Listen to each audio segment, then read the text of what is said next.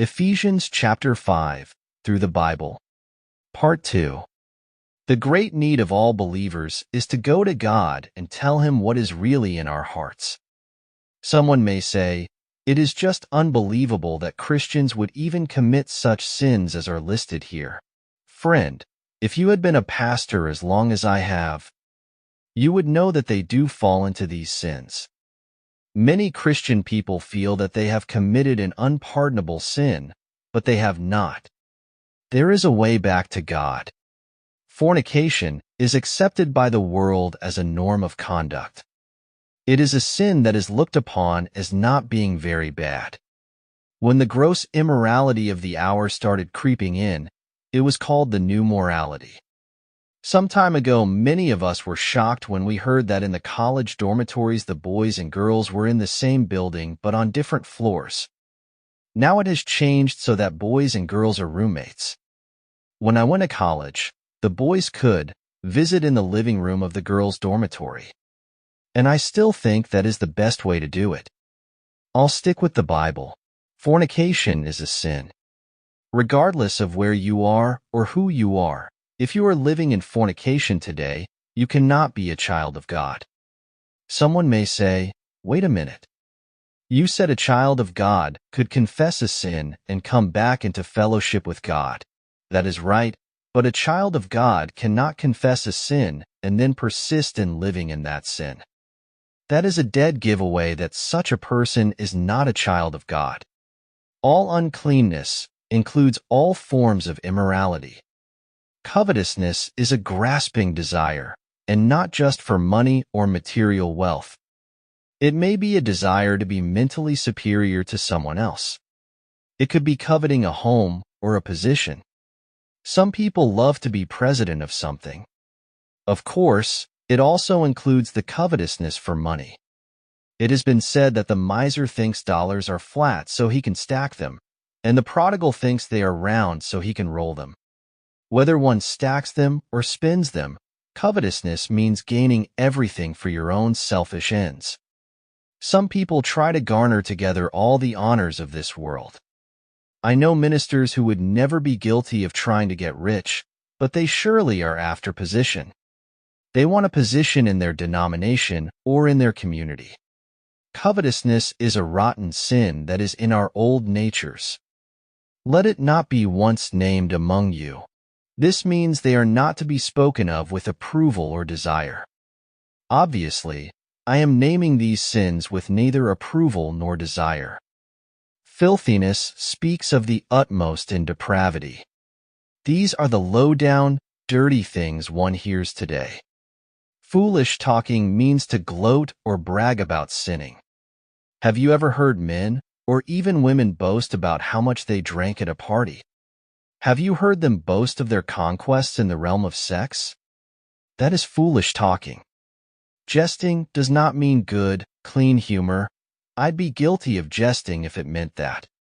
Jesting means to make light of sensuality and immorality. It means telling dirty stories. But rather giving of thanks is to be the context of Christian conversation. I would often play golf with a very wonderful Christian layman whom I loved in the Lord. Sometimes an unsaved man would join us. He would make a few bad shots, and then he would lose his temper. He would ask God to damn the golf course, the sand traps, his golf clubs, and anything else he could think of. My friend would always say, "Praise the Lord, bless the Lord." The unbeliever would ask, "Why do you say that?" The Christian would ask, "Why do you take God's name in vain?" The reply would be, "It's a habit." "It's also a habit with me," my friend would say. Every time I hear a man ask God to damn something, I praise and thank Him for something.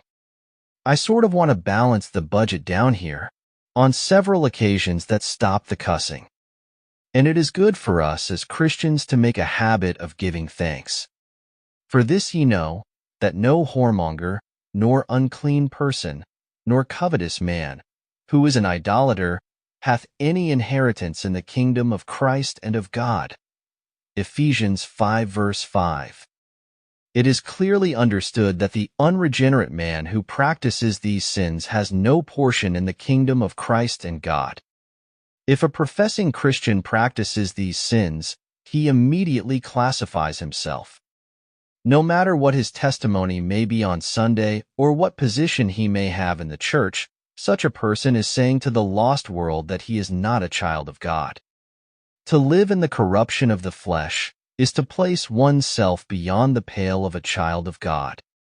Let no man deceive you with vain words, for because of these things cometh the wrath of God upon the children of disobedience. Be not ye therefore partakers with them.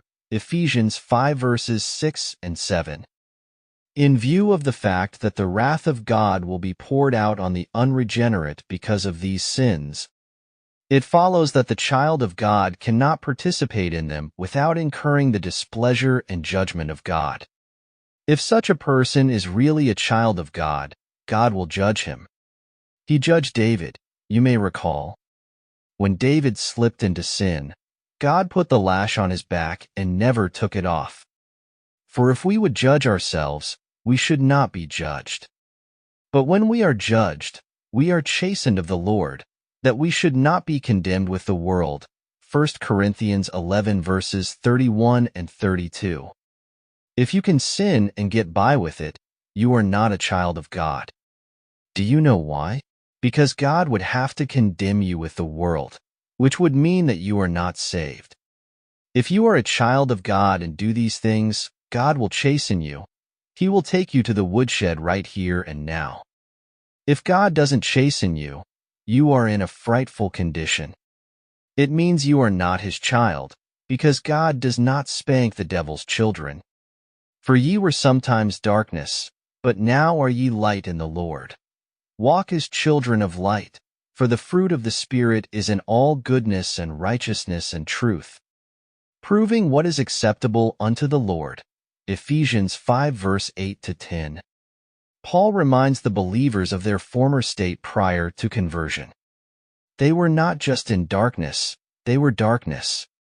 We speak of the unregenerate as being in darkness, but it is worse than that.